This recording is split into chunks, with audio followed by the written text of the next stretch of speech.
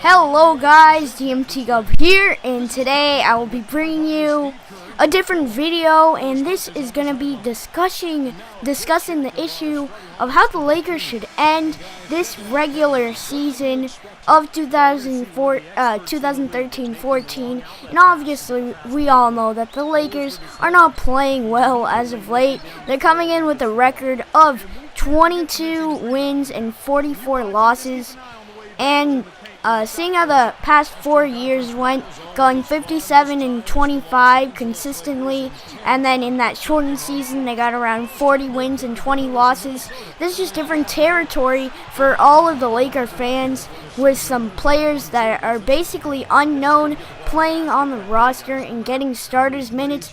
Those can be Ken Bazemore or Marshawn Brooks. And right now I'm just gonna talk to you guys, and I'm just gonna say, first of all, I wrote this down actually in school, so hopefully you guys like it.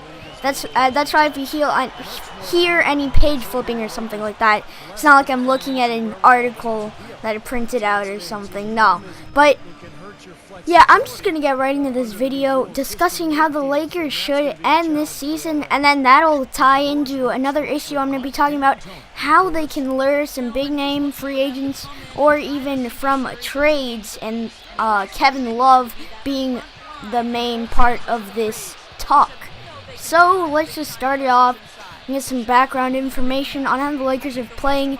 If you don't know, they just been playing terribly all over the place. They got a great win against Oklahoma City with Jody Meeks supplying the 42 points or whatever he got that game, and they beat them in a big name game on ESPN. And then the next game they play the Thunder. They're going to lose by 29, just getting romped and destroyed. Really a disgrace to the franchise. And then the next game against the San Antonio Spurs, when you think they've got enough rest to go into this game with confidence, no, not at all. They just get crushed, 119-85, I believe. And this can all be tied back to all the injuries that they've had over the course of the season. Of course, Steve Nash has been out. Pau Gasol has been off and on.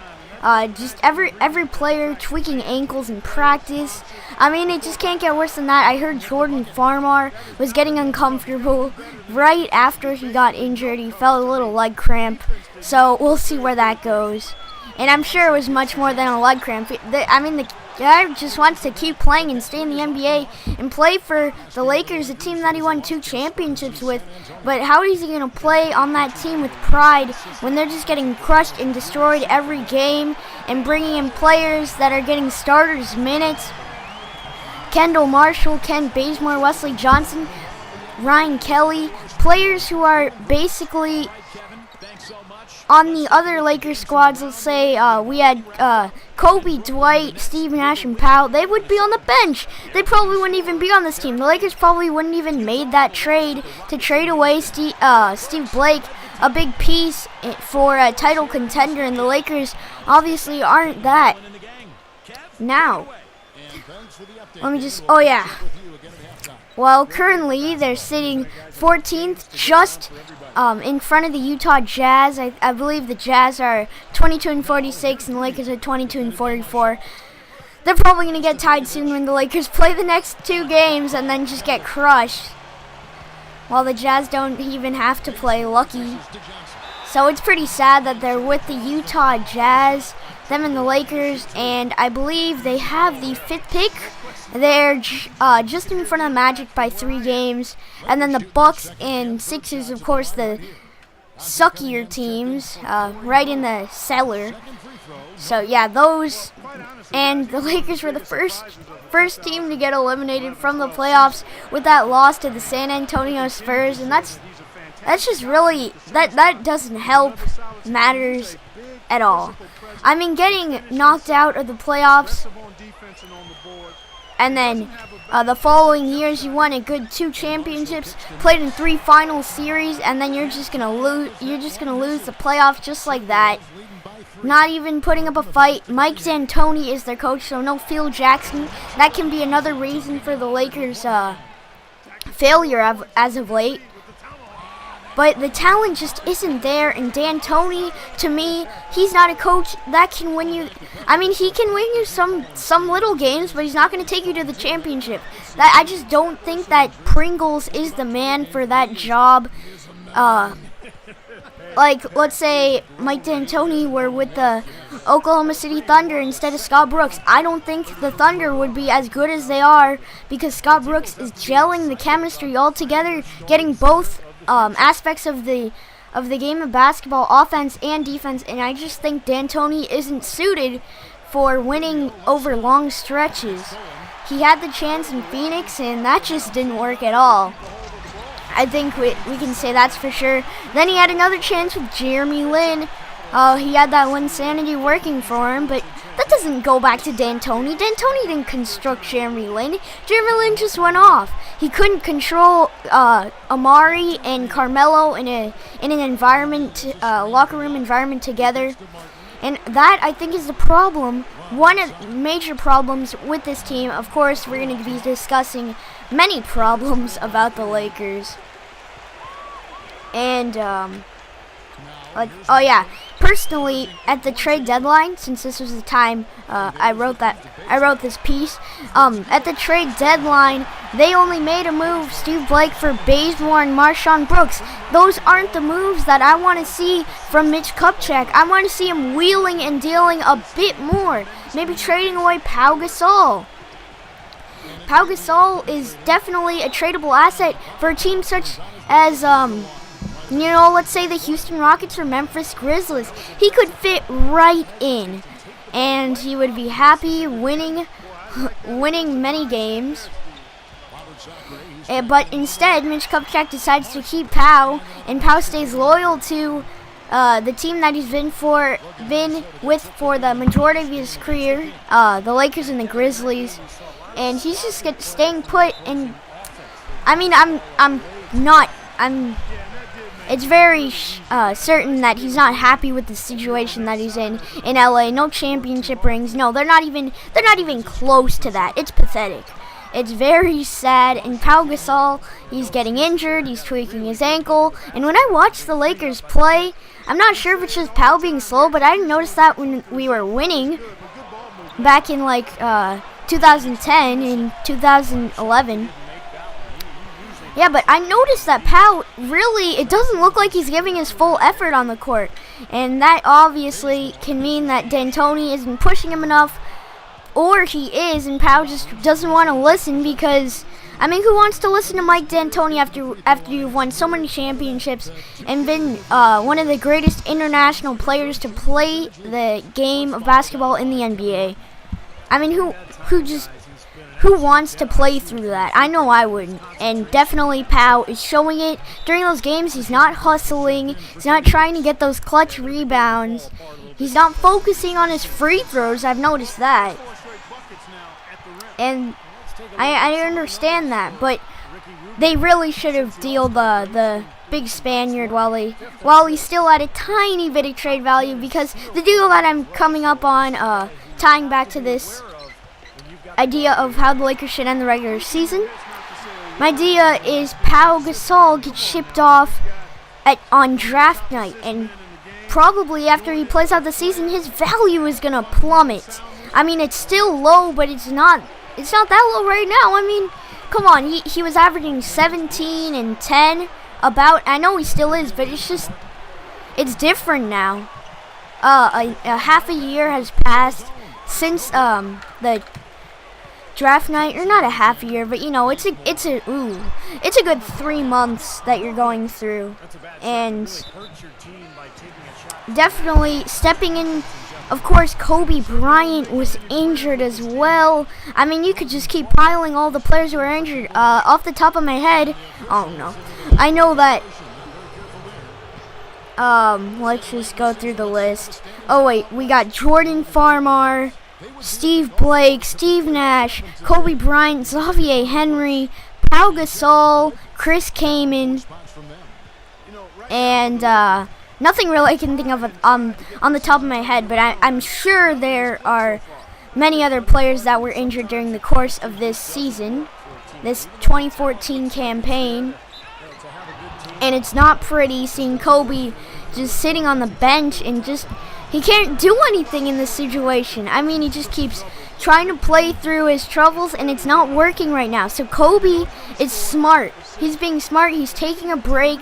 I mean, I'm no other Lakers fans probably don't want to see Kobe not playing through it like usual. Pretty different, I gotta say, seeing Kobe on the bench while he has injury problems, because that wasn't the case back when he was around like 30 years old. But he's 35 years old, coming up on 36, and this could be the end of Kobe's career. But with this deal that I'm gonna propose, maybe it won't be. Maybe they can get back to that championship circle, and hopefully that can work for them. Now, they would have the 5th pick in the draft, and to me, in this 2014 draft, there are 4 clear-cut prospects. Dante Exum, the point guard from Australia, very versatile at 6'6". I mean, I'm not doing this in any particular order. And then also Jabari Parker from Duke, just an explosive prospect, and the ceiling is just way too high for this kid that I don't see more than 2 teams passing up on Jabari Parker. You also got Andrew Wiggins in the mix. I mean, he hasn't been playing that well as of late. He exploded, I think. I'm not sure if he exploded as of late, but I think he scored around 30. And Wiggins, he's a great prospect. He can really jam it down. His potential is even higher than Jabari Parker, because his game is more raw than Jabari's. And then the next is, of course, Joel Embiid, the center that started it all. When everyone thought Andrew Wiggins was the clear-cut #1 pick, his teammate Joel Embiid stepped in and played some great games. I've actually watched him, and he acts like a true big man. I have never seen a guy like that coming in, besides Anthony Davis. Like Anthony Bennett, no, he's not your typical big man. And that's the problem with the NBA. Most of the big centers are pretty much gone. Like, I mean, if you look at the center position, if you looked at the All-Star game as well, I mean, I know that doesn't decide things, but the All-Star game, there were no centers in the starting lineup, no true centers. I know Kevin Love was there, but then for the East, you got Melo, Durant, and LeBron. So that's obviously not your typical lineup. And let's see what we're going to go through after I finish this quarter. This is going to be a very long video, just me talking about the Lakers, and I hope you guys enjoy. So let's go and talk about the player that they could get. I mean, they could get a player like Noah Vonleh from Indiana. I know he's not your clear-cut big man center who has the post proficiency of a Zach Randolph. Or that was a bad comparison. I don't really know who's good in the post anymore. Well, you can't compare his game to Kareem Abdul-Jabbar. Let's just put that in perspective. I'm not comparing Noah Vonleh to Kareem Abdul-Jabbar. No, sir, not yet. But they could get Julius Randle as well from Kentucky. We just need to see how the cards fall. And even if the Lakers get the 5th pick, this basically, at the time I wrote this, they did have the 5th pick, so we're going to go through with them having the 5th pick and really having no clear-cut player that could guide their franchise back to a championship and play with Kobe and become the big man in LA. So, now we're going to talk about how the Lakers can get Kevin Love. Yes, Kevin Love could be an LA Laker. Now, we got to look through the details if this trade is even possible. And it's pretty clear that Lakers can't just go straight up and match the value of Kevin Love from the Timberwolves. Because, I mean, Pau Gasol, yeah, he could be a decent asset, but he can't match up to a guy of the caliber of Kevin Love. They really have nobody to trade away, because, of course, Kobe isn't going to be traded. I think that's pretty apparent to most Laker fans. And Kobe is basically their only tradable piece, even though he's not tradable. So, that basically they can't trade with the Timberwolves just flat out. But they can go through a deal if they well, Pau Gasol's contract expires, and that's a big thing. With Pau Gasol, he's got a $19 million contract, and that's going to end all at this offseason, so we'll see how that falls. And if Mitch Kupchak can complete a sign and trade similar to the one that brought Kevin Love to Los Angeles, sorry, not Kevin Love, Steve Nash in the purple and gold from the Phoenix Suns, much in the same way that worked. So for this would be a 3-team deal, as I said, because the Lakers can't match up Kevin Love's value with the Timberwolves. Now, Pau Gasol is an unrestricted free agent, meaning any team can sign him without getting any, without having to give the Lakers any draft picks or something of that nature. So Pau Gasol is an unrestricted free agent and will be after this season. Anyway, since the Lakers can't match up to grab a championship piece, i.e. Kevin Love, that means they will have to complete a 3-team deal, as I said, combined with the signing trade of Pau Gasol. If the Lakers really want to give the Spaniard the perfect, I guess, thank you for your time in the city and thank you for giving us a big part of those 2 championships, then they could send him to a contender, which wouldn't be that bad for Pau. And Pau would leave on good terms after a good 7-year stint. Now, let's just look at this. One of the teams most likely to jump on the chance to grab Gasol could be the most ironic team, I got to say. And that would be, drum roll please. Nah, okay. That would be the Memphis Grizzlies. Yes, I said it. Pau's former team, the Memphis Grizzlies. But the Grizzlies have housed both Gasol brothers over since Vancouver Grizzlies turned over to Memphis. And having both skilled 7-footers on your team, that would be unbelievable. So, now let's look at this deal. This trade would go through on draft night, as I said before. Right now without the lottery, the Lakers would have the 5th pick. Well, first of all, let's just say what the Lakers would trade. They would trade this year's 1st round pick, as well as the next year's 1st round pick. So you're basically bombing your future, making sure that Kevin Love is part of the LA franchise. So basically both those picks, which are big for the Lakers, giving up their future, similar to the Steve Nash deal. And then they would also add in a later pick wherever that would fall, because I can only go to the next 2 years. Just go to the Memphis Grizzlies. They would give up Zach Randolph, a big part of their franchise as well. And so Zebo would go, and then the Lakers, they would also trade Pau Gasol and send him to the Grizzlies. They go to the Minesota Timberwolves, and they would give up Kevin Love.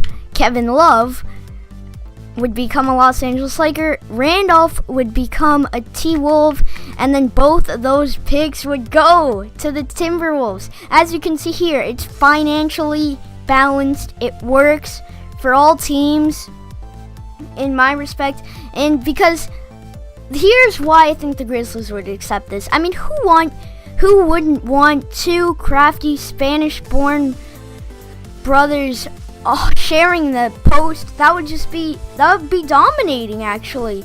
Other teams couldn't match up to both 7-footers on the floor at the same time. On the other hand, Minnesota finds they can get a contender player in Zach Randolph, but that's not the big part of the deal. They would get 2 first-round picks from the Lakers, one of them being a 5th overall selection, and then the next one, only time would tell where the Lakers would finish next year with Kevin Love, Kobe Bryant, and the rest. Kevin Love would return to the city of Los Angeles, and that would be great for LA, where in which he spent 1 year playing for the UCLA Bruins. Overall, I think this trade benefits all teams, as I said. Okay, so that pretty much rounds out the video. I hope you guys enjoyed. Please make sure to check out the other videos on my channel. If you like this video, make sure to comment, rate, subscribe. And yeah, that's a wrap, guys. So thank you guys for watching, and hopefully they can get Kevin Love this offseason, and then it's gonna end with the tray ball buckets. See you guys later. Okay, are you serious? So overall, I think that trade deadline pickup was good for the Lakers because they got younger, as I said earlier. And you get down low. And Steve Blake was good. Right it's here. just not what they need right now. They don't need a Steve Blake or a veteran point guard who's willing to call in the troops and win a championship.